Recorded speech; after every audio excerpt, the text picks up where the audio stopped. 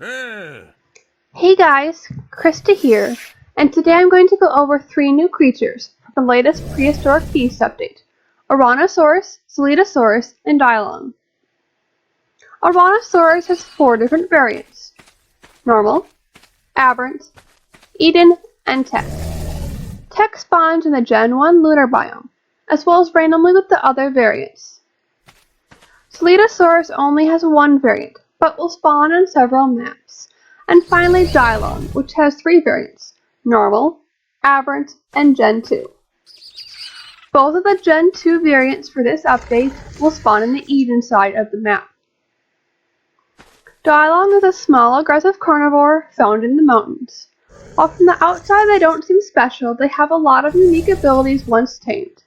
To tame one, you'll need to craft the Spirit of the Ark, which costs 3 random artifacts.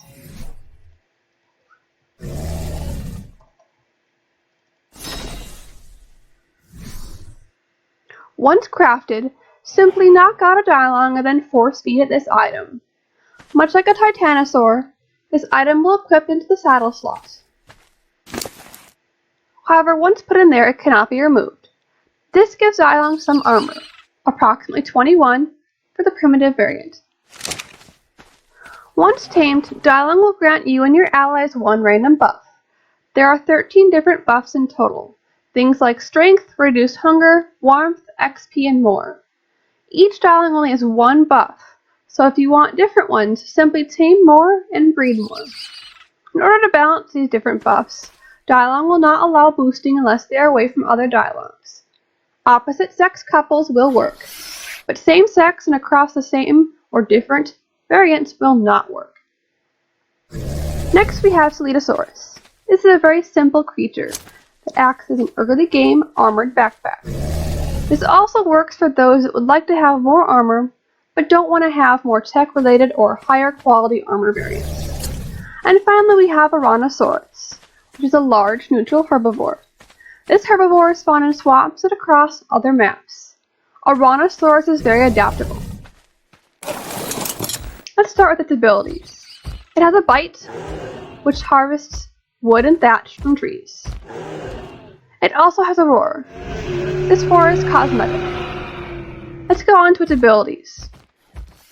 It has 2 abilities that are very special. One while ridden, and one that is in AoE mode. The ridden one is when held C, you gain a buff that protects you from incoming negative buffs. Things like bleed, sandstorm, and more. If you run out of stamina or hop off, it deactivates. This same buff can also be applied for AoE effects. Simply make it Arana lay down, and now you and your friends are protected at a small range. This is especially useful on Scorched Earth and Aberration. Like all my other creatures, these 3 guys have chibis. However, since Aranasaurus is the only one with a saddle, you can only get saddle drops from it. To tame an Aranasaurus is much like taming a Moschops. Simply have a wide variety of food available. This Arana wants regularly. Other options include sweet melon, berries, honey, and winter squash.